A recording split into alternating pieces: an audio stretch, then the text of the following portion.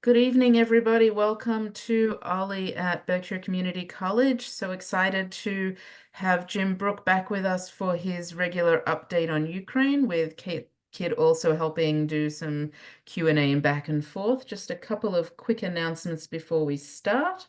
If you want to learn more about programming at OLLI at BCC, you can check out our website, putting it in the chat. And we have lots of great events coming up, and they are all on our events page, which are also, the link is going in the chat. I'm going to, without further ado, pass it along to Kate Kidd, who will introduce Jim. Okay, thank you so much. I'm Catherine Kidd, and I chair the OLLI Curriculum Council. And I am thrilled to be able to be back on this evening with Jim Brooke, who has been very generously sharing his time and his expertise about Ukraine since before the war started. And we've had these regular updates about 3 times a year with Jim. And this is a very important time, I think, to have an update for all of us as we're approaching the election, with the 2 candidates having very different views on Ukraine and U.S. support for Ukraine. So I will be monitoring the chat. So if you have questions, please feel free to put them in the chat, and we'll try to cover all of them. We can't deal with raised hands because of the large number of individuals on this webinar. So please use the chat feature to put any questions in. And Jim is not currently writing for the Berkshire Eagle, which is our local paper here in the Berkshires, where he has been doing regular columns for several years. But he is writing for the New York Sun, and you can read his articles online on the Sun, and they're being published 2 or 3 times a week, depending on what's happening in Ukraine. As many of you know, because you've been a part of this before, Jim is a Berkshire native and recently moved back to the Berkshires from Kyiv after spending most of his career as a journalist in Europe. And with a specialty in Eastern Europe, he served with Voice of America, Bloomberg, and other publications in Russia, and then went to Ukraine and is still working with Ukrainian colleagues today. So he comes to us with a very broad background and with hands-on, feet on the ground connections with people in Ukraine. So Jim, I'm going to turn this over to you, and we're really looking forward to your update. Great. Well, very much. Thank you, Judith, and thank you, Catherine. And I think this will be fun and hopefully informative. I think to start out, it's important to realize the importance of the war. The sense is there have been 1 million casualties added up over the last 2.5 years. That's killed and badly wounded. So this is the worst war we've seen in our lifetimes in Europe. By contrast, the Balkan conflicts in the 1990s basically killed about 100,000 people, killed and wounded. So 10 times the Balkan conflicts. It's a full-fledged war, as you know. And once again, which is something that Americans like, we are at the center of it, because what we vote, what we decide in November will probably decide the short, medium-term future of the war. President Zelensky of Ukraine is in New York as I speak.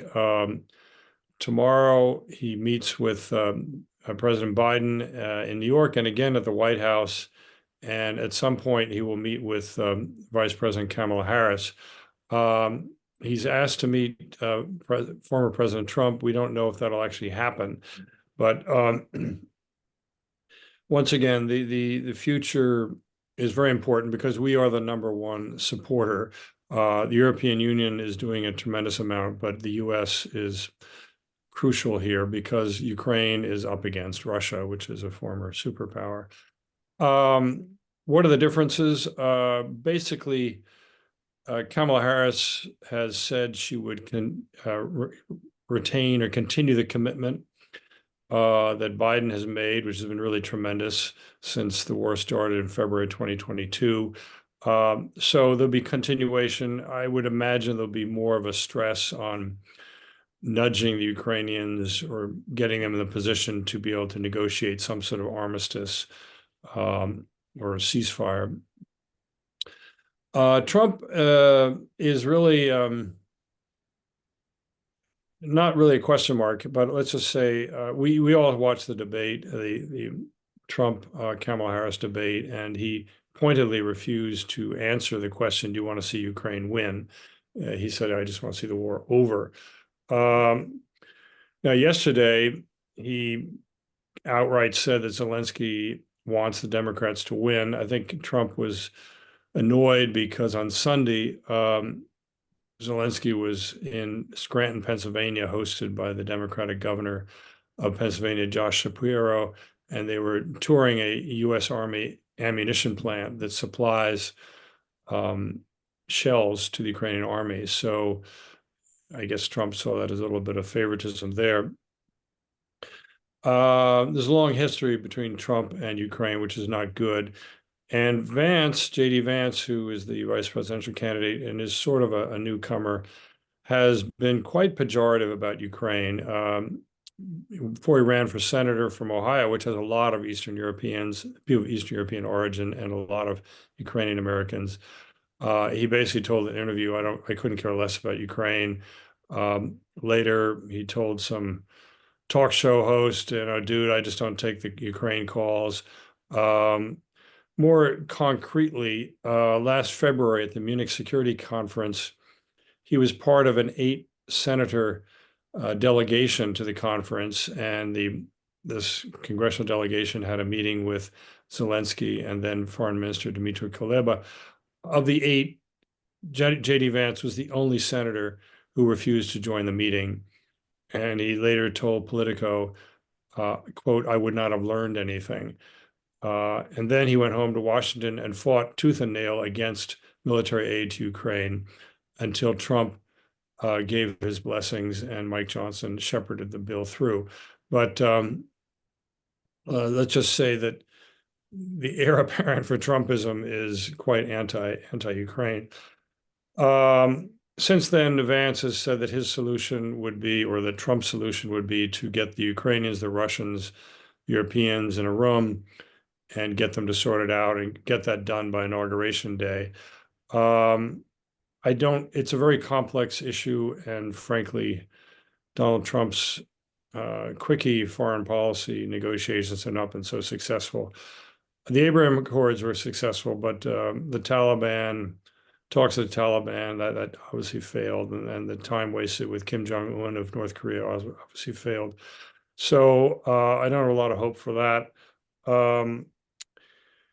Basically, the Trump vision is land for peace and no NATO. Land for peace may well happen in some shape or form, but no NATO or no European alliances is just a non-starter. Now, who does Putin want? Well, we don't know. He jokingly said he'd like to see Kamala Harris win because he likes her laugh. But more interestingly is that in August, he performed the largest prisoner swap since the Cold War. That included the Wall Street Journal reporter. And if you recall back to the days of when the Iranians held the US hostages, they deliberately did not return them to Carter. They held them off, and on the day that Ronald Reagan was inaugurated, they released the hostages. Putin is a student of history, and he's a very shrewd politician. And you can speculate that he decided to do the trade with deliver the American hostages to Biden-Harris, and they indeed were there at Andrews Air Force Base, as a way of kind of ingratiating himself with them. I don't know where he is now. I scribbled out some notes of what has surprised me since I talked to you all last spring. And I think one thing that we all underestimated, and by the way, I don't pick nits with the coverage of the American and British correspondents in Ukraine. I think they're doing a wonderful job. They're being very courageous and very energetic, very agile, and very hardworking. So, but I think what surprised all of us is the breadth and depth of the Russian weapons stockpile. Basically, in the 1970s and 1980s, when Americans and West Germans were building cars and refrigerators, the Soviets were building tanks and armored personnel carriers. They had huge stockpiles, to some degree mothballed. Some they let out in the rain and were in the snow and were no good. But basically, what we see is that thanks to the Ukrainians' tenacious resistance, Russia really has burned through most of its Cold War stocks.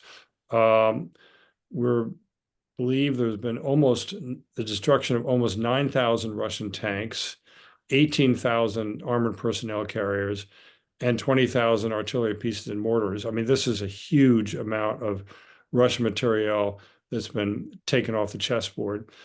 When you read in a newspaper story about a T-54 tank, remember that 54 is 1954, which, newsflash, was 70 years ago. So that tank was at least designed 70 years ago and maybe built 65 years ago. And this is why Russia, Putin, is courting North Korea, because they have the Soviet standard equipment they can buy. So if you take a military geostrategic point of view, the war has done, frankly, a great service to NATO and to South Korea by taking these huge stockpiles off the chessboards.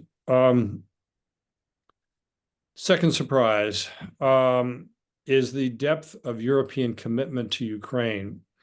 Now, a lot of Americans may smirk and smile at that, but it's been quite, I've been quite stunned by how the Europeans are all in, with a few exceptions. Obviously, for Poland and the Baltics, it's an existential threat. And so they are, Lithuania's giving a power plant, and the next day, Poland's giving more. It's just a huge amount of that's been given. And by the way, all the Warsaw Pact era armaments have basically been sucked into the war from the Eastern European area. So those are the first to be donated by the Eastern European countries. So the Nordics, the Baltics and the Nordics, which is the 5 countries, we know that Sweden and Finland all of a sudden joined NATO after waiting for many years. Finland, NATO, but we see the Dutch. I would say over the last 2 weeks, 5 European heads of state have gone through Kyiv, and that is just a minute.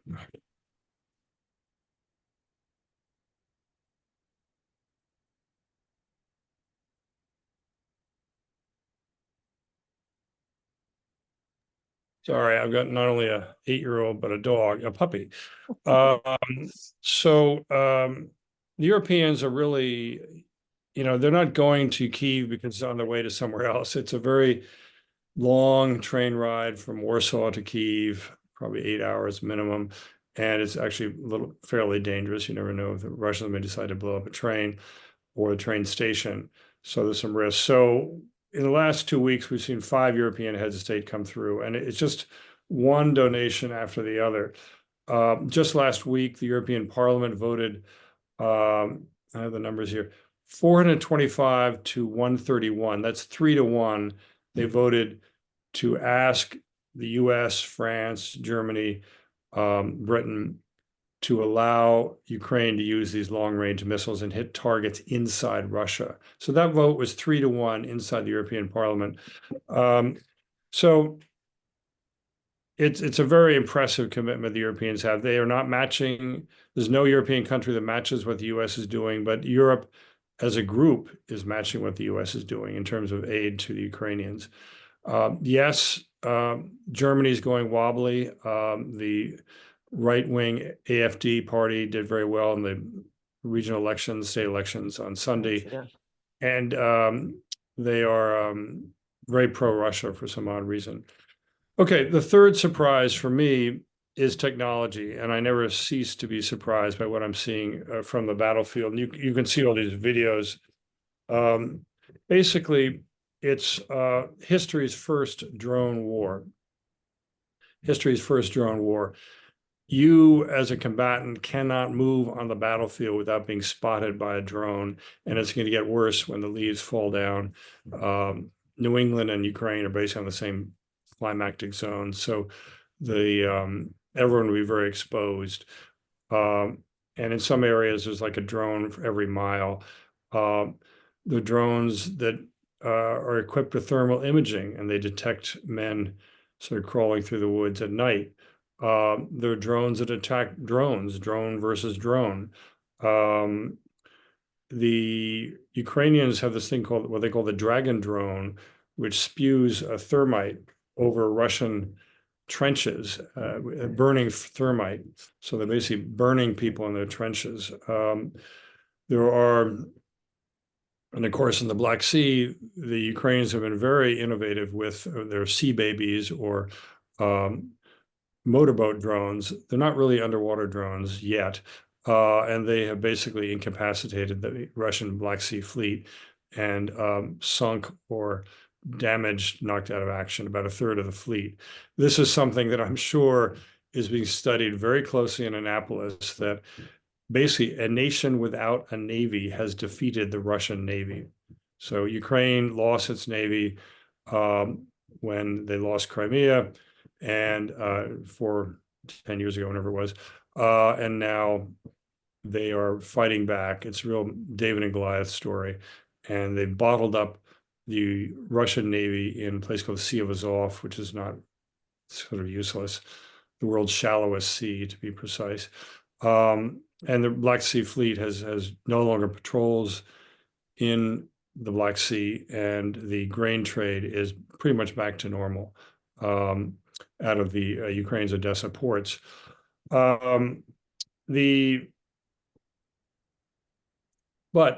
another caveat, despite all these aerial drones, despite everyone looking at what everyone else is doing, surprise is still possible. And this is another military lesson. On August 6th, the Ukrainians surprised everyone by essentially invading Russia. It's like man bites dog. And they invaded and took 500 square miles, most of which they still occupy almost 2 months later. And I'll get into it later, but it's a real humiliation for Putin that there are Ukrainian troops on his land and he can't get them out. And they were completely blindsided. I mean, they're basically a bunch of draftees sipping coffee, and they all surrendered. They took hundreds of prisoners. So, and that has another strategic implication. For the first time since World War II, a non-nuclear power, this is breaking a taboo, a non-nuclear power has invaded and occupied the land of a nuclear power, okay? So since Hiroshima and Nagasaki, everyone assumed that if you had nuclear weapons, no one would touch you. Well, the Ukrainians did the unexpected and crossed the border and are sitting on 500 square miles of Russian space and are not easy to dislodge. So it's an interesting lesson, in addition to humiliation of Putin in front of the so-called global South. Okay, where are we now? Both sides are short of manpower. There's no short of soldiers. Russia is burning through 30,000 men a month. That's killed and severely wounded, incapacitated. The death toll is so large that the Russians are now just simply burying their dead on the battlefield. And see, a lot of these guys signed up. They're promised $100,000 bereavement packages to be paid to their widows or family. Well, if you bury someone on the battlefield and say, "Oh, he's missing in action, don't know what happened to Ivan," they don't have to shell out 100,000. And if you multiply, say, 10,000 by 100,000, you're soon up into talking $1 billion a month in bereavement payments. So, surprise, surprise, it's not fair. Putin isn't keeping his word, and that word will get back to Russians that the bereavement bonuses are not being paid. So the Russians are looking for people everywhere. There's a report the commander actually took a very experienced drone operator group and just shoved them into the front. Of course, they're all dead.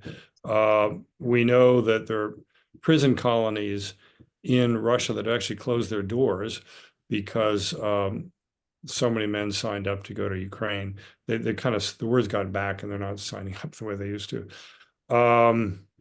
Russia has one aircraft carrier, the Admiral Kuznetsov, and it hasn't been to sea in 6 years.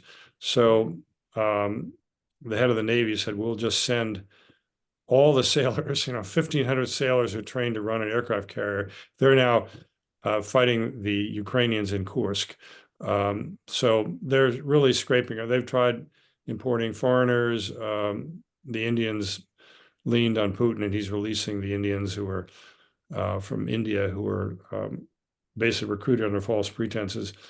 On the battlefield, you will read in coming days and weeks that the Russians will probably take a few more towns, Mirnograd, Prohovsk, Toretsk. These are important logistical bases. This is a morale blow. This will be a morale blow to the Ukrainians. I hate to sound snotty, but during my 6 years in Ukraine, I had never heard of any of the towns except for Toretsk. They're not really big deals. The bigger picture is that what's left of the Donbass, Donetsk and Luhansk, is totally destroyed. This is like Stalingrad. Each of these victories where they take over a city of 10,000 is completely level. There's nothing left. The people have largely moved to Ukraine. Some of them are dead. So they're depopulated. It's basically just real estate. And since the start of the year, 9 months, Russia has probably conquered 500 square miles of Ukraine. And it's fair to guesstimate that it's not a guesstimate, the cost has been 250,000 men killed and wounded for 500 square miles. So when you read about these these Russian victories, just keep it in context. What other nation in the world would burn up 250,000 men to take some forgettable cities? The big picture is that when the war started, Russia controlled about 11% of Ukraine. Now it controls 18%. 1 million dead and wounded later, Russia controls 18%. Just to go back to Kursk, unlike the Rust Belt towns I've been talking about in the Donbass, Kursk resonates enormously. It's very symbolic for Russians or anyone in the post-Soviet space. Kursk was a site of the largest tank battle in history, where the Red Army came up against the Nazis, and the Red Army basically prevailed. And there are all sorts of war games, video games, but for the average Russian, Kursk really resonates. So that's a huge psychological blow. Zelensky's game, the Ukrainian strategy was to force Putin to divert troops from the south and then relieve the pressure on the south. Putin, as you all know, is a pretty cool customer and didn't really fall for the bait. He did not go emotional.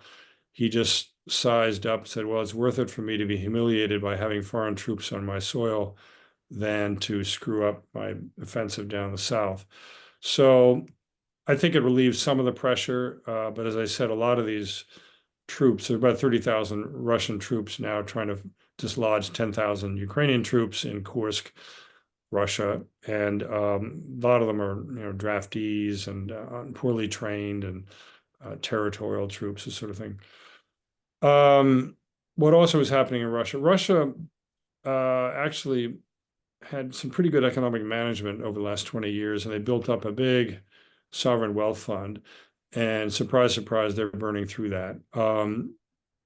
For now, they have the lowest unemployment rate since the Soviet Union collapsed. People are getting great salaries. People are not in the army. But just yesterday, or actually today, Bloomberg announced that Russian defense spending in their budget will hit 6% of GDP. So it's really a war economy they're developing, and funded by the Sovereign Wealth Fund, which is kind of losing air. 6% of GDP, for comparison, we spend 3%. Canada spends 1.4%. The NATO goal is 2%. So he's really thrown the war economy into high gear. And so there's no sign that he's really going to pull back. National defense and domestic security now consumes 40% of the budget and more than the combined total for education, health, and social welfare. So obviously, surprise, surprise, the Russian people are suffering. Okay, if we try to look over the horizon, which reporters aren't supposed to do, what are the dynamic factors? As I mentioned, Zelensky meets with Biden twice, tomorrow and Thursday, and actually tomorrow's Wednesday. He's going to present his victory plan. We don't really know what is in the victory plan, but Zelensky and most people think that if you negotiate with Putin, you have to negotiate from a position of strength. The only strength I can see are the missiles, and Ukraine has developed a missile that can fly 1,000 miles, and they're cranking out 1 million drones a year. Now, once again, people might smirk, oh, Ukrainian missile, ha, ha, ha. Well, actually, newsflash, Ukrainian brains and brawn designed and built the ICBMs that the Soviets aimed at Times Square. That was all in Dnipropetrovsk, now known as Dnipro, which was a closed city on the Soviets because they were busy designing and building intercontinental ballistic missiles, which would have nuclear warheads on top. So Ukrainians have excellent rocketry skills. None other than Elon Musk was interested in buying some of their engines for his SpaceX program, before the big war started. The Chinese tried to buy the entire rocket factory, and the U.S. kind of stepped on that. They really made an offer, and that's in court.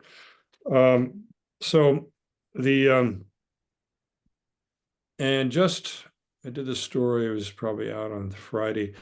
Think of a 100-yard crater. I call it a non-nuclear mushroom, which if you look at the video, really was. The Ukrainians sent either missiles or long-range drones 400 miles north of Ukraine and hit this massive ammo dump, setting off at detonations that were felt hundreds of miles away by seismic monitors, and a burning that was detected by NASA from outer space. The Estonians calculate that they blew up 2 to 3 months worth of Russian artillery shells. And it was an ammo dump supplied by freight trains. So presumably they got a lot of Russian missiles, and that was pretty breathtaking. And I think that was kind of Zelensky saying, well, here I am, New York, this is what I can do. And then last weekend, Saturday and Sunday, they hit 2 more ammo dumps, not as big as this massive one, but apparently there are 5 more out there. And the Russians, they're not stupid. They've moved their war jets beyond the range of most Ukrainian missiles and drones. Their Black Sea Fleet is kind of huddling against the coast, surrounded by anti-aircraft missiles. But you can't move an ammo dump. I mean, ammo dumps, you can move them in 6 months or something. So they're sitting ducks. And this was a massive explosion that took place on Wednesday and Thursday. It burned for 24 hours. So what we're seeing, if you follow the Washington Post, New York Times, Wall Street Journal, is something that Washington reporters loved, and having been a Washington reporter, I know a little bit about this, which is a policy battle. Will Biden administration allow the Ukraine to use long-range American missiles to hit sites inside Russia? And Putin's made noises that this is my real red line. And will the US allow the Brits to allow the Ukrainians to use these Silver Shadow missiles, which have American components in them, blah, blah, blah. It's the kind of thing that policy wonks love, and they write long stories about, and they talk to all their secret sources, and it's all very exciting. It isn't that exciting because basically Ukraine is hitting targets inside Russia that are further away than the 190-mile limit built into the American supplied missiles. Furthermore, Ukraine has used these American supplied missiles, they're called ATACMS, ATCACMS, to hit Russian targets in Crimea and basically rendered Crimea indefensible. Now, Russia says Crimea is 100% Russian. International law says Crimea is Ukraine. So that was a loophole that allowed the Ukrainians to use the American supplied long-range missiles on Russian targets in Crimea, and also in the occupied areas of Luhansk and Donetsk. So I do suspect that there may be a little bit of theater going on. The Brits saying, oh, we can't let the Ukrainians use the missiles because the White House won't tell us we can use American components. And meanwhile, the Ukrainians may well be using these missiles. They made a big mistake a year ago where they basically announced with everything but trumpets and bagpipes that they were going to start their big summer offensive on June 15th. Well, they started their summer offensive and got clobbered. And that was basically the last offensive that the Ukrainians did, except for Kursk. Since then, they've been on the defensive, which is very profitable for them. But if you're in a military battle, in a war, there's absolutely no point in announcing to all four winds that you've got these capabilities. And basically, the Russians have said publicly, we think the Ukrainians already have permission, and they move what they can out of the 200-mile range. And long range, I don't know how you define long range, but I got on my tape measure, and from east to west, Russia is something like 5,600 miles, and 200 miles is like 3%. So it's just like a thin band on the Ukrainian side. So the other dynamic is the winter. Russia was very active last spring in blowing up Ukrainian power plants. It's been a nice balmy weather through the summer. It's going to get cold. And don't be surprised if you read stories about 1 million Ukrainians basically moving west for warmth, either to Poland or to Germany. So it's going to be a tough winter for the civilian population of Ukraine. On the Russian side, there is war fatigue. According to figures that are basically accepted by the Brits and the Americans, there are about 640,000 Russian soldiers killed and wounded in the last 2.5 years. That is 8 times the 75,000 killed during the Soviet decade in Afghanistan. Okay, 8 times. And the Soviet Union had twice the population of contemporary Russia. And I won't get into the demographics, but for a lot of reasons, there are a lot of 20 and 30-year-old men in the Soviet Union in the 70s and 80s. So this is a real, I'm mystified how long Putin can hide these incredible death tolls. It's one thing to bury the men out in the black soil of the Ukrainian battlefield, but if the guy's limping around on one leg, kind of hard to hide that. Last week, a poll in Russia said that half the population would be happy if their boys would just come home and leave Ukraine and there'd be peace talks. And then only about 25% supported a massive draft, which is the only way that Russia can prevail in this. You can say, well, Russian public opinion polls, what are they worth? But if the question is, do you support Putin? Someone calls you up on the cell phone and say, oh, do you support Putin? Oh, yeah, sure. I think he's a great guy doing a wonderful job the last 25 years. But if we get down to a specific question, like are gas prices too high, or should we wind up the war in Ukraine, then you'll get more honest answers than the 87% support rate for Putin. One thing in Putin, since he controls all the media, all the TV, most of the internet, well, they censor the internet very heavily. He's basically persuaded the Russians that they're fighting, not fighting Ukraine, and they have very, they look down on the Ukrainians. They think they're basically hicks, peasants. They're not fighting Ukraine, they're fighting NATO. And so that has kind of sunk in. Now, the second question is, why are you fighting NATO? Why did your leader invade another country and now you're fighting NATO? And there's a wonderful little video taken by a Ukrainian soldier, and his buddy is talking to some of the civilians who just stayed in the Kursk area under Ukrainian occupation. And the Russian, he says, "Oh, you're from America, right?" And the Ukrainian soldier, "No, I'm from Zhytomyr," just a regional city 400 miles west of Kursk. It just, some point the reality bubble has to be popped. And so if there is a pop, it could pop fast. The Romanovs, who ruled Russia for 400 years, basically the Romanov dynasty collapsed in 3 days. And if you know your history, in 1991, the communist rule of Russia collapsed in 3 days in August of 1991. So I'm not saying that the Putin regime will collapse in 3 days. But if it does collapse, since there's no heir apparent, there's no checks and balances, there's no opposition party, it could be a total collapse. Now, that said, it could well be that Putin will run Russia for the next 10 years.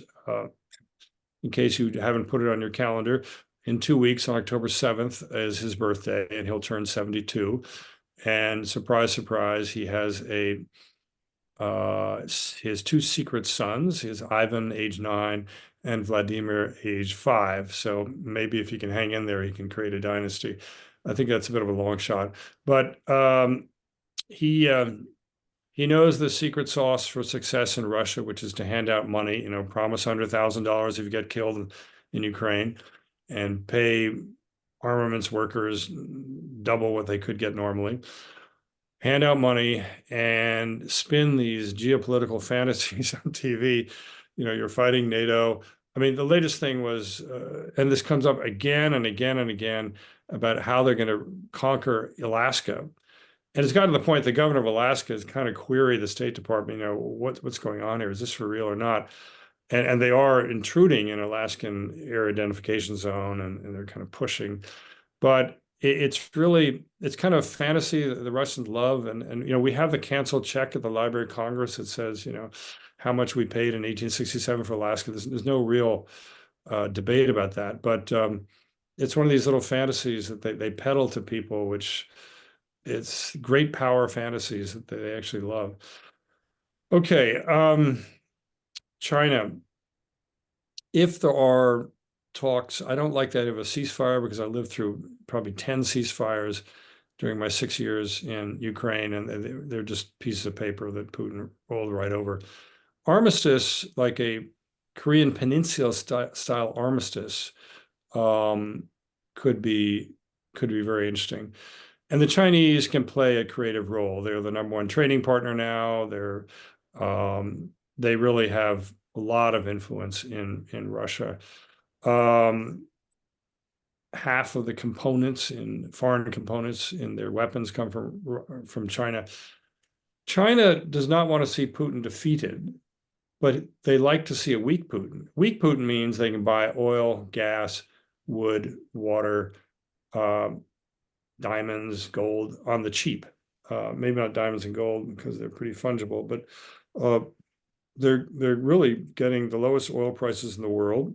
They're getting very cheap gas, and they're really holding the Kremlin over the barrel on a new gas pipeline, which the Russians kind of blew it 10 years ago when I was actually living in Japan. That was viable, and they just haven't done it. So why are they nice to the Russians? Because they get natural resources on the cheap. And surprise, surprise, they do not build factories inside Russia.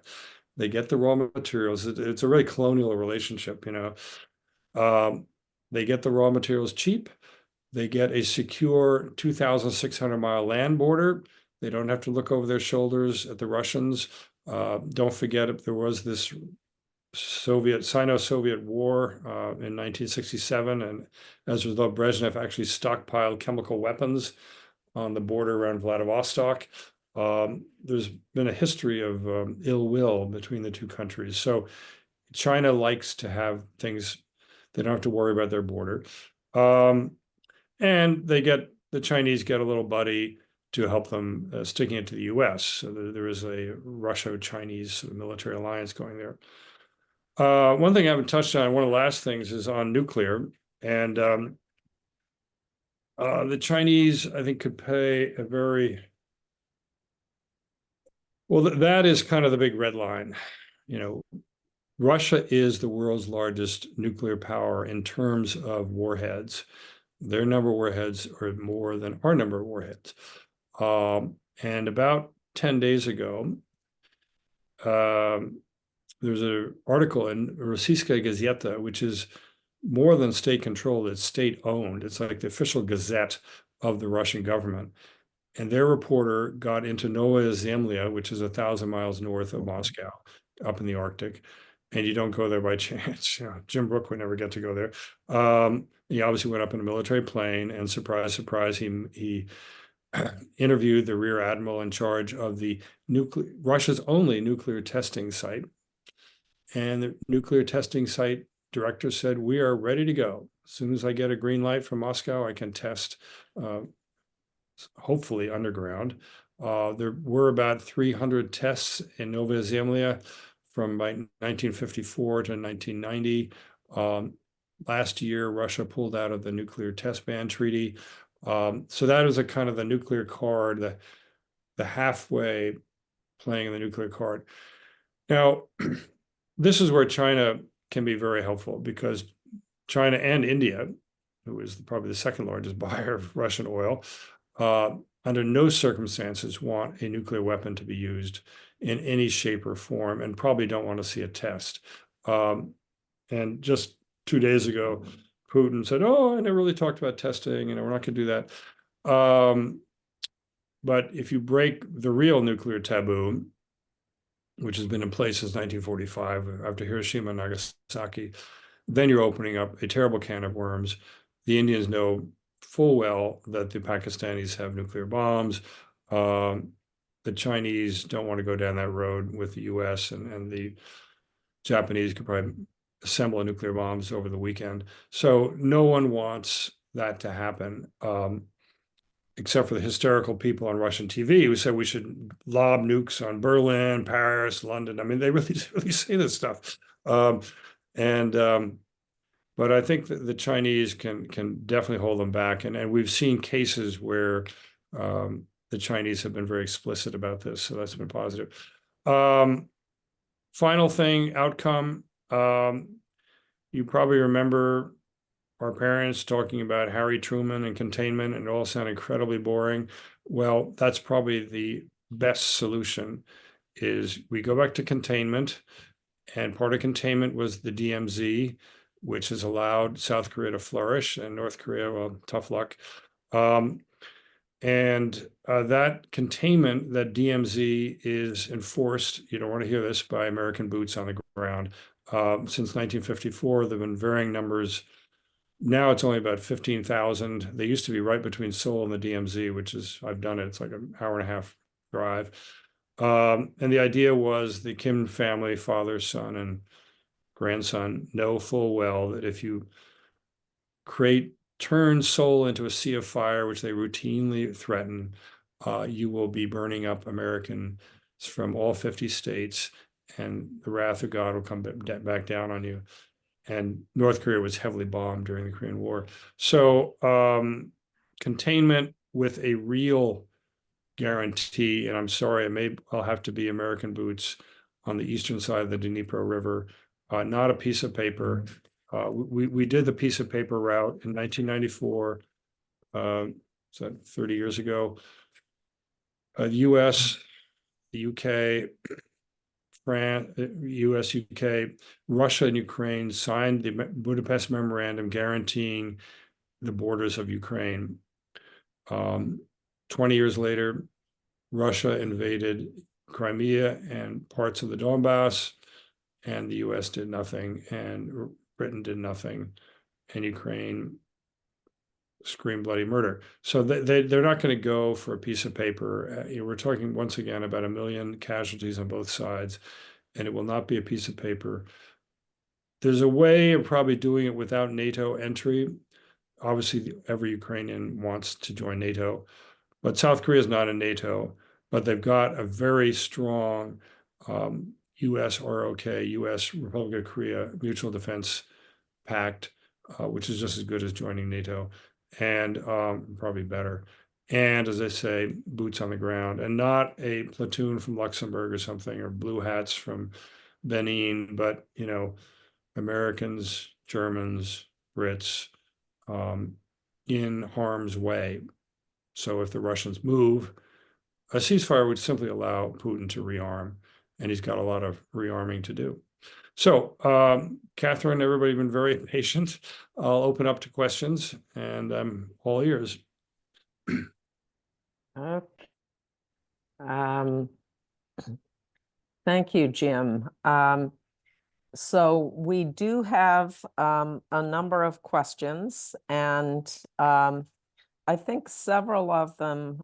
So there were a number of questions about this 200-mile limit and the use of American missiles outside, well, within Russia itself. And but I think the intent of the questions is sort of seeing this as an unnecessary limit on Ukraine and sort of a political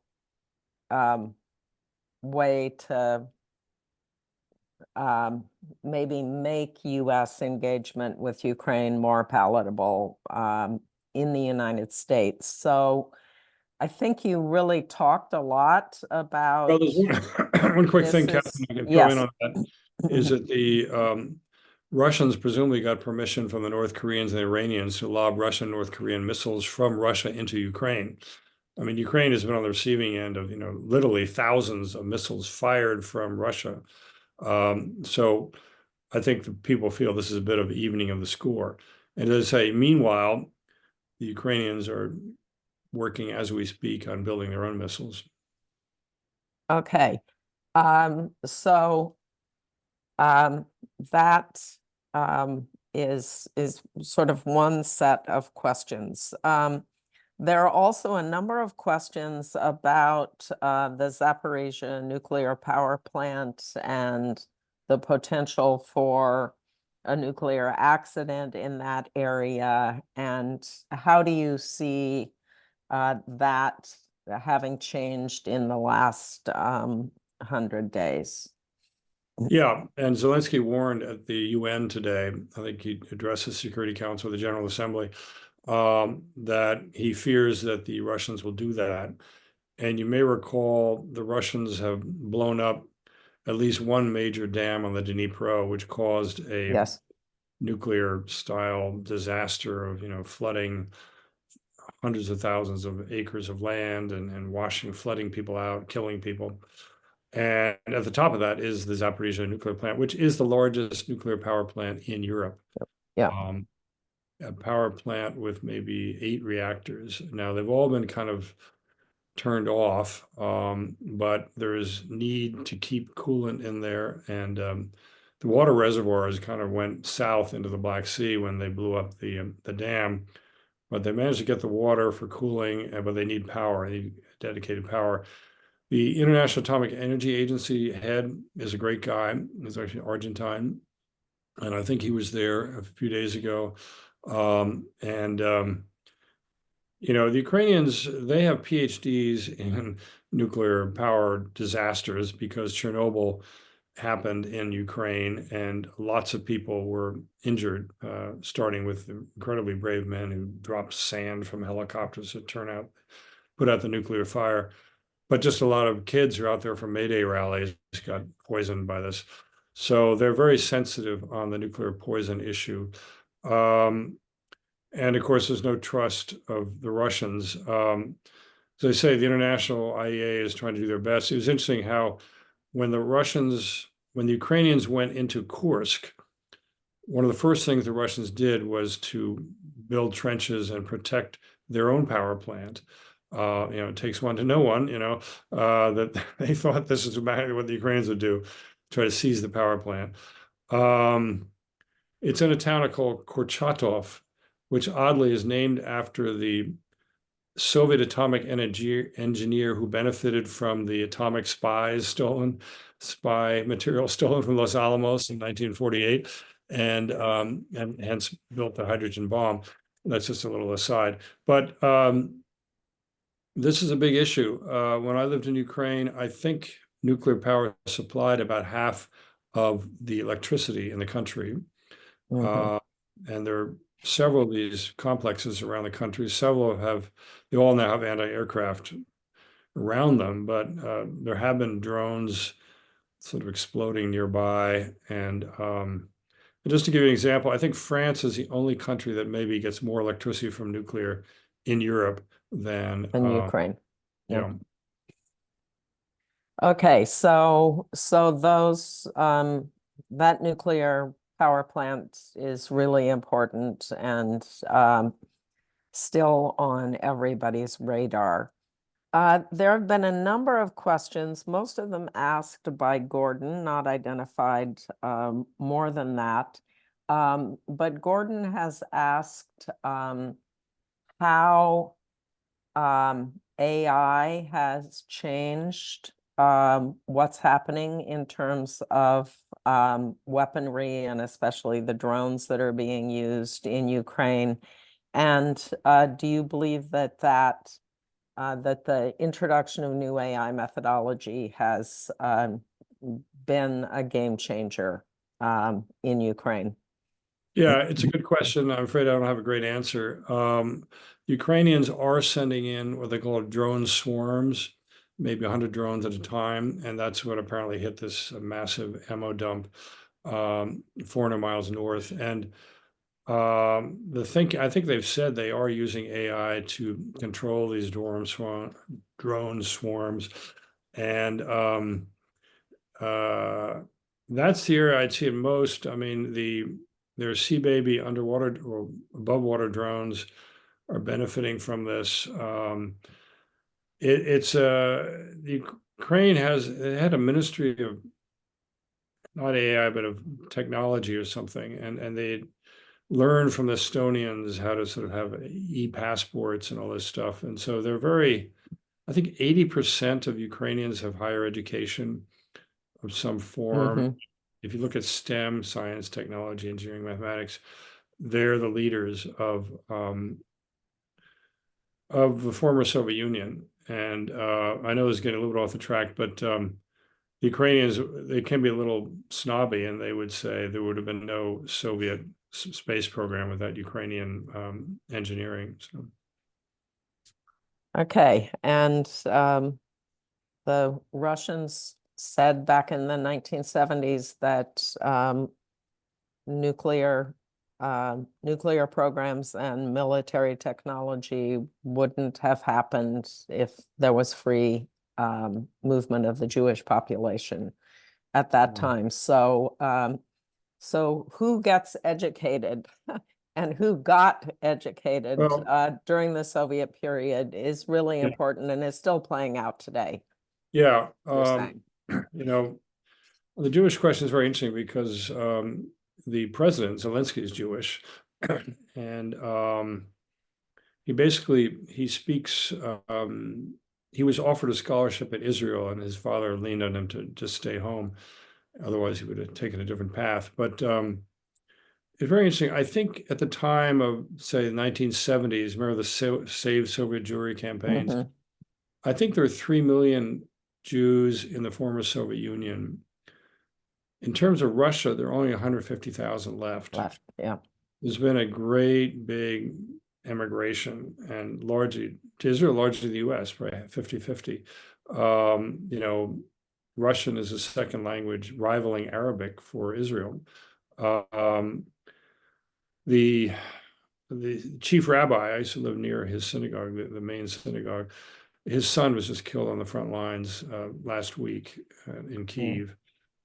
So they are participating, and but the Jewish population is now only about 40,000. But there's a lot of old school ties, and there's a lot of IT companies in Israel. They're outsourcing, especially to Kharkiv, which of course is now a battle zone almost. So there's no visa travel, and a lot of sort of cross fertilization going on, continued contacts. Okay, and I think that's still important. This is a question from William Ofer that just came on, and I think the discussion about the Jewish connection and the Israeli connection. And he says, why do we not give Ukrainians the Iron Dome system that we've given to Israel? Ukrainians have asked for that, and I think there's some copyright issues where the Israelis are very careful. You know, the Israelis have been brilliant. I mean, I think there's a David slingshot, there's Iron Dome, now there's going to be Iron Beam, which is going to be a laser, and they really lead the world. And those of us like Catherine and I may remember when everyone made fun of Ronald Reagan's Star Wars, and you can't hit a bullet with a bullet and all that. Well, the Israelis do hit bullets with bullets. We see it every day. I know Zelensky asked the Israelis. Israel, the Netanyahu government was trying to get along with Russia. They're trying to sort of straddle the war, not take sides. And you know, when Russia was so clearly in favor of Hamas after October 7th, Moscow received a Hamas delegation. Russia kind of gave up on Israel. Well, Israel gave up on Russia. But that said, the Iron Dome, it's not being delivered outside. I don't think any country outside of Israel has access to it. And frankly, it's been used, as I say, on a daily, nightly basis. I mean, they don't have a lot of missiles to go around, systems to go around, but it would have been great if that caliber of technology could have been given to the Ukrainians, a year ago. Okay, there are a number of questions related to your discussion about the potential for a sort of DMZ creation on the Dnipro River. One of the questions is, would a Ukrainian DMZ be taken out of Russian or Ukrainian land? Well, I think there's and even the president of the Czech Republic, who used to run NATO and is very pro-Ukrainian, said, you know, there may have to be some sort of land for peace formula where the front lines are frozen in place. It's recognized that these are Ukraine refuses to recognize Russian sovereignty or ownership of these lands. I think freezing in place, and actually the river, the Dnipro, both banks are controlled by Ukraine with a large margin. Basically, the border is just sort of the southeast corner plus Crimea. It starts at the Dnipro down in Kherson and goes about 700 miles towards Russia. So there aren't that many natural boundaries or borders. So to have the boots on the ground, they'd have to be, unfortunately, garrisoned near potential invasion points. And it really have to be, I mean, you remember the Dutch peacekeepers in Bosnia. I mean, they have to be really committed people with a committed government behind them and a real mutual assistance pact. not people who are sort of there. I never forget when I was in Cambodia, I met a woman who really wanted to go to Mali because she could earn $500 a month as a peacekeeper. She was dreaming of Mali, West Africa. Okay, so what you're saying here is that the traditional UN blue helmets that have been deployed in other parts of the world, it would have to be a much harder force, and a force that would be a tripwire rather than a force that would just observe demilitarized Yeah. I zone. mean, I hate to be blunt, but it's fine to put blue hats into Port-au-Prince, Haiti, and deal with the gangs, ideally, which aren't that easy to deal with. But you really need a serious military fighting force, backed up by by mutual treaties that are not going to be torn up. Germany is building a garrison in Lithuania. I think it'd be 5,000 troops. They call forward. So NATO is getting into forward deploying, and they're obviously wargaming and training and how do we deal with incoming tanks and this sort of thing. That's what you need. Okay. There is a question as to whether the land for peace deal would include Crimea, or would Ukraine, would that be a red line for Ukraine or for Russia? Well, that's a big question mark. And I think any week now, they'll finish off the bridge. These high precision missiles supplied by the British and the Americans have been very effective. And not only are there very little, basically the Black Sea fleet's left, but also the air assets, very few war jets left there. And there are a lot of anti-aircraft that have been blown up. And I wouldn't be surprised if the Ukrainians surprise us with a amphibious landing, once they blow the bridge. And see, Crimea, we go back 2,000 years, and the Scythians. I mean, people love Crimea because it's warm, and it's the Scythians, the Greeks, the Ottomans, the Genoese. I mean, everyone's been there in various times. The Volga Germans. Geostrategic is very important because you control the traffic going in and out of the Odessa ports. And I say ports because everybody knows about Odessa, but Odessa region's two other ports actually are bigger than Odessa's port. So all the grain, 80, 50%, 70% of Ukraine's foreign trade goes past Crimea. So maybe Crimea could be demilitarized and remain in Russian hands. Ukraine actually has a ministry of deoccupation, and they say that when we take it over, anyone who moved there after the 2010 annexation will have basically a month to get out. Ciao. Maybe they'll reopen the bridge. And there were polls when I lived in Moscow. There were polls, and basically about 2/3, I think it depends on the time, 2/3 of the Crimeans, the people who lived there, wanted to be part of Russia. Many were retired Soviet naval officers and people like that. But Turkey, which controlled Crimea until about 1780, excuse me, Turkey does not recognize Russian control of Crimea. I don't know if they ever recognized losing it in 1780, but that's a different story. Okay, I have a question that's not on the list here, but is connected to your comment about Crimea. You talked quite a bit about the potential role of China in relation to Russia and what's happened in the last 2.5 years in the Russia-China relationship. Could you talk a little bit about what's happened with Turkey? And the Turks were very important initially with the opening of the port of Odessa, but with the the straitjacket that's on the Black Sea Fleet. How do you see that affecting Turkish, Ukrainian, and Russian relations?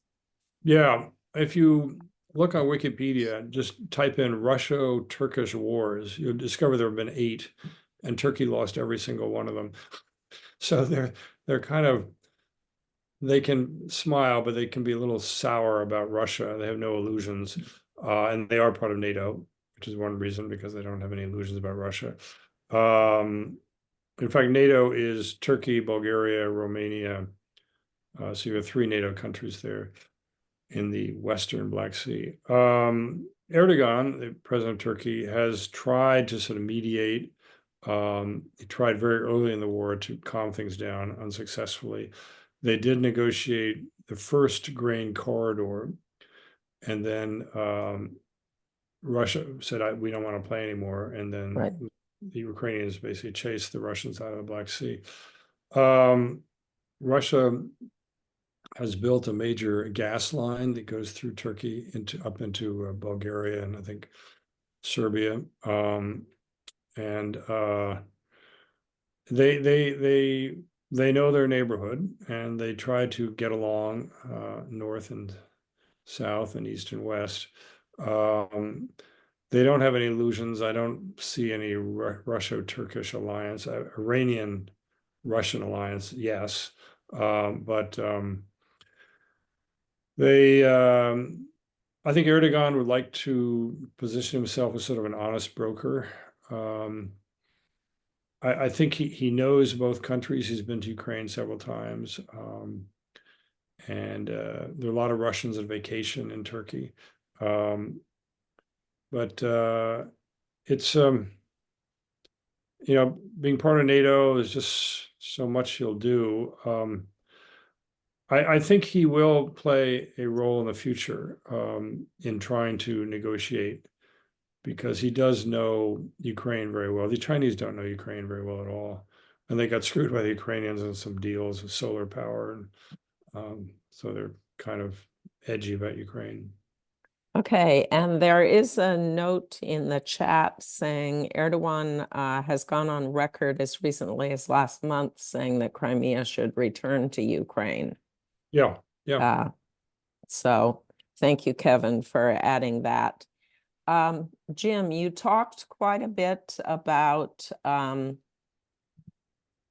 fatigue and issues of support on the Russian side because of the deaths, because of mass casualties. And there are a number of questions about sort of war fatigue on the Ukrainian side. So could you talk a little bit about that, both in terms of Ukraine's potential to field additional trained soldiers, and also just concerns within the civilian population? Yeah, no, there definitely is fatigue. And I think that's why the Kursk operation was a big morale booster. The coming winter will be really tough for Ukrainians. There was a huge support when the war broke out, and guys lined up around the block to join the army. That's gone, and now they're actually asking neighboring countries to report draft age Ukrainian men in Poland or Lithuania, wherever. There's some men that have drowned swimming across this river between Ukraine and Hungary. That said, they've been fairly creative, and it's sort of like, okay, you're not some guy with a lot of hair on your chest, you can join the drone group. I mean, there's a little bit here for everybody, and you don't all have to be sort of knife throwing Cro-Magnons or whatever. I don't mean to defame the Ukrainian troops by any means, but there is, you talk to people in Ukraine, everyone knows someone has been killed or at least wounded. Everyone by now almost has a family member has been killed. The Ukrainians know what they're fighting for. They're fighting for freedom. They're fighting to live a European lifestyle. and they know what the alternative is because they've seen what happens when the Russian troops occupy. So it's a choice between citizens or being a serfs or citizens, and they've made their choice. They're making their choice. They're making their sacrifices. It's gonna be a tough winter. I think they're not, except for course, they're not really doing anything very sexy. Being on the defense is seen as kind of pathetic, but it isn't, because we think about 80,000 Ukrainians have been killed, as against, and maybe it's like 200,000 killed and wounded, and maybe 4 times that number killed and wounded on the Russian side.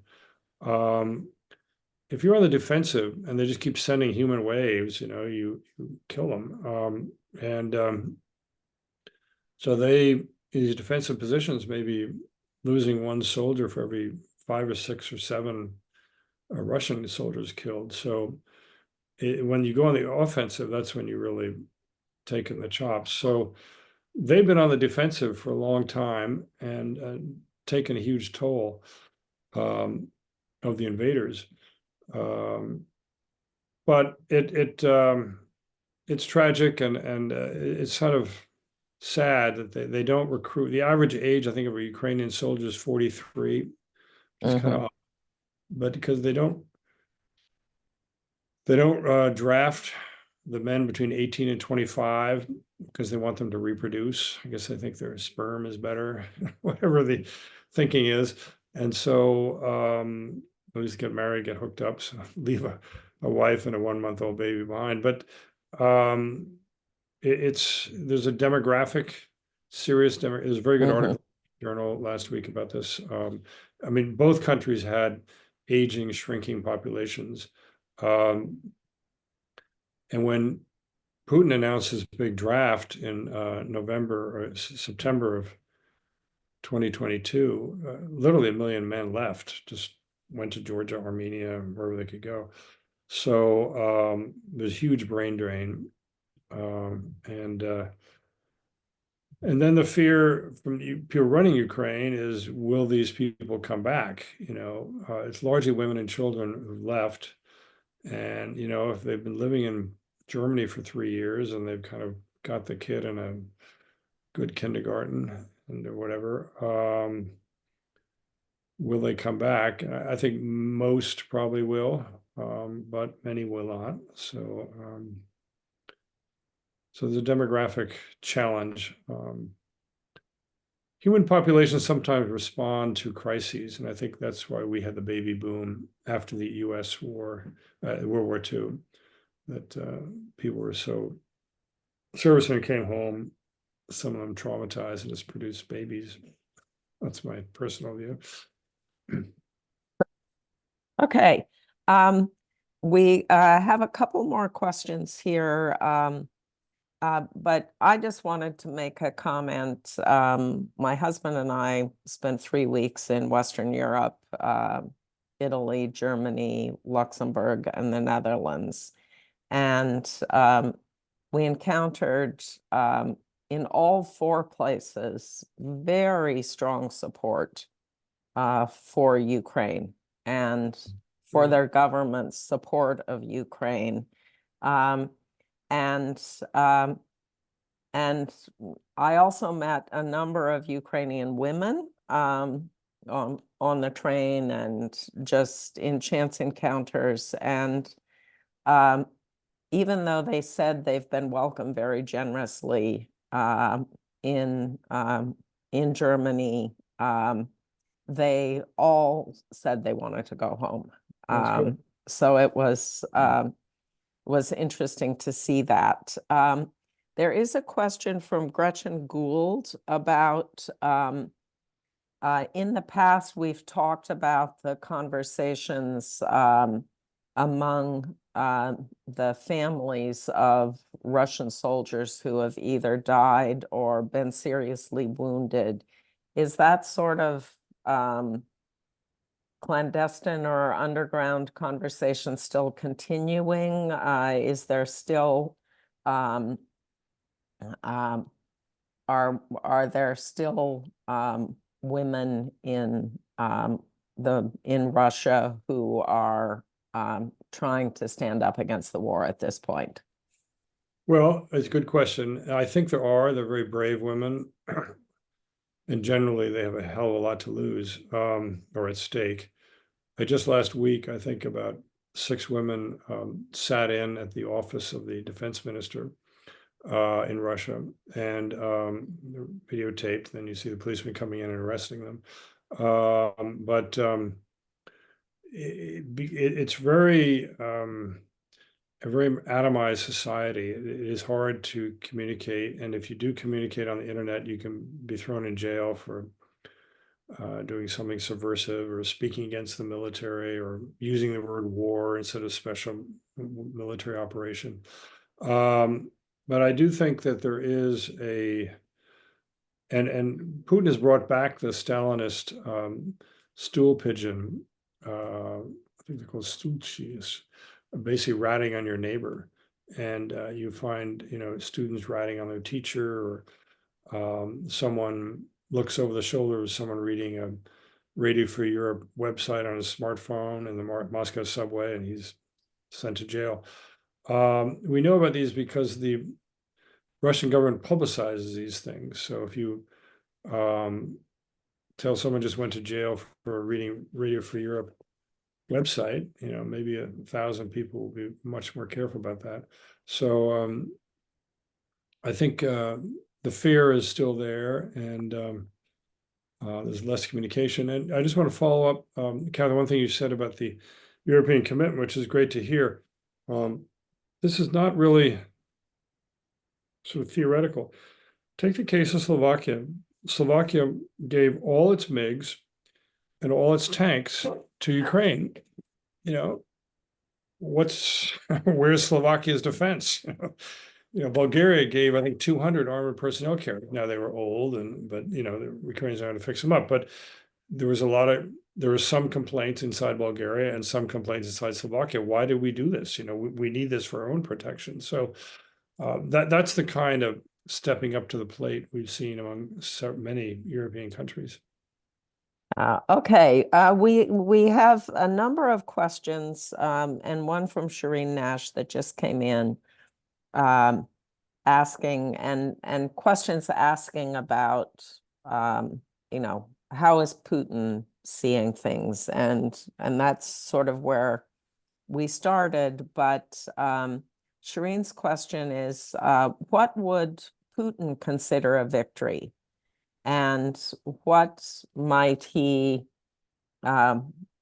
satisfy him to agree to peace negotiations? Well, I think his generals have to tell him he's losing, and then he'll talk. A guy who's doubling defense budget in 2 years or something is not showing any signs of buckling down. Now, I've often wondered, were Russia to lose Crimea, could Putin survive? How could he kind of airbrush that and get all his propaganda apologists to explain why that happened? I don't think that's doable. I think that would be a real red line for him. If you do control all the electronic media, radio and TV, and censor the internet, you can craft, and he's very good at crafting victory narratives. You can craft some sort of narrative, I've liberated the Donbass, I've freed the Russian speakers of Ukraine, and blah, blah, blah. I think he has to, unfortunately, be more up against the wall. And he's not up against a geographical wall because he has the world's largest country to withdraw to. He's not standing up on the edge of the Grand Canyon. But politically he is. If it's widely seen that he's lost the war, and Russia does lose wars. I mean, Crimea War, they lost. Russo-Japanese War, they lost. World War I, they lost. World War II, they would have lost had the US and UK not come up with Lend-Lease. The Cold War, they lost. Afghanistan, they lost. This whole idea that Russia is some invincible country is not very rational. It doesn't jibe with the last 150 years of military history. Okay, and I just want to be sure that I've gotten as many questions or the sense of questions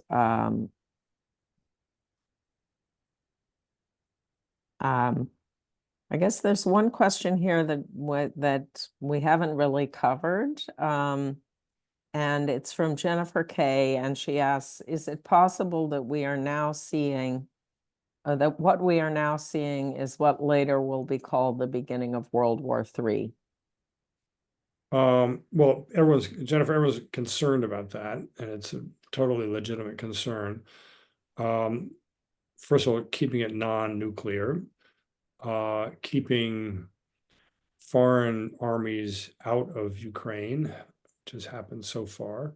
You know, World War I was sort of interlocking alliances. All of a sudden, everyone's kind of dragged into it. I think if Putin can be, if a face-saving stratagem can be worked out where he can declare victory and retreat, it's tough, but you know, he's a survivor. We can avoid that if and he's been very careful about not going nuclear. You know, he's threatened it. His people have threatened it, and he's sort of threatened it, but he lets his former president, Dmitry Medvedev, just run off with the mouth, all this crazy stuff about nuclear weapons and all that stuff. And obviously Medvedev has permission to spin these apocalyptic visions of World War III, essentially. But nothing's happened yet. I mean, you know, he backed away from this nuclear test theory that had been kind of running around. And I do think that he is waiting for the outcome of our election. I thought that all year long, that nothing is going to happen until we know who the next US president is. And if it's Tweedledum or Tweedledee, then he'll know how to act. And frankly, if they're all hoping in Moscow for Trump, but maybe not. And let's see who wins. So I think, you know, watch this space. I mean, you know, talk to me. Hopefully this will be resolved by January 6th. I hope so. Whatever the inauguration is, January 20th. Okay, and Jim, we have, I was going to let you end on that comment, but we do have one more question from William Orfer asking about the Ukrainian children that were taken to Russia early in the conflict. Is there any update on that? Any information that that you're aware of or that you could share with us? Yeah, well, William, as you know, Putin is a wanted, he's indicted by the International Court of Justice for kidnapping kids. Every now and then, Qatar or somebody negotiates a return, and they kind of dribble in like 2s and 3s and 4s, but really maybe 40 have been returned this year. It's I see it really as a demographic issue that he wanted more Slavs for his gene pool. And if you look at, you know, when did Russia have its biggest population increase? It's when in 2010, when he took over, was it 2014? When he took over Crimea and the Donbass, and he added 3 million Russians to his ledger. So it's kind of expand the population through conquest, which is kind of a medieval idea, but the rest of the world has sort of forgotten about this. I don't think you're going to see much movement, but at the start of my career, I covered the Argentine situation and the Abuelos de la Plaza de Mayo and those desaparecidos. And basically, those grandmothers did not give up. And some of them are still out there, 50 years later. Maybe not our grandmothers, but, and occasionally DNA tests will be performed and children will be at least connected to their biological family.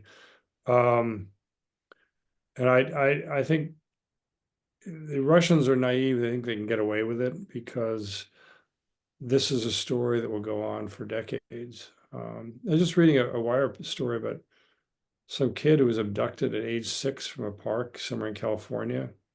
At age 71, he's reunited with his sister. I mean, it's like, wow.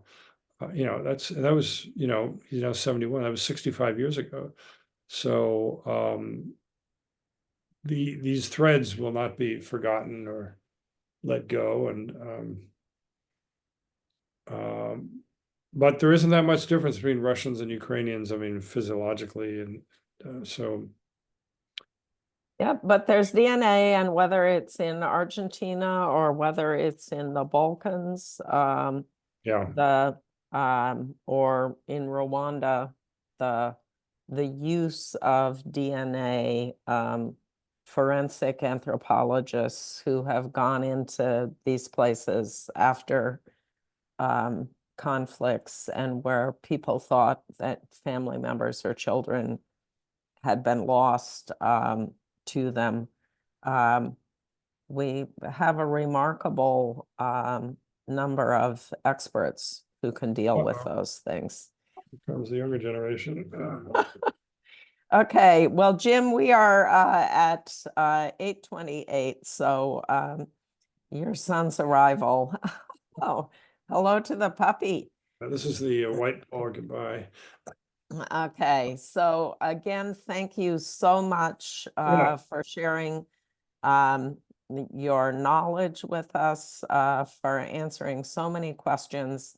And I don't want to say we look forward to an update, but your updates have been really important to us. And I think something in the end of January or early February will be very important as the political equation will have changed here in the US, and where we'll be looking at potentially at a different set of factors. Yeah, I think there will be movement. And, yeah. Okay, I can say goodbye. So thank you so much. And Good. thank you for all of you who joined us. Great. Yeah. Bye, everybody. Good night. Good night.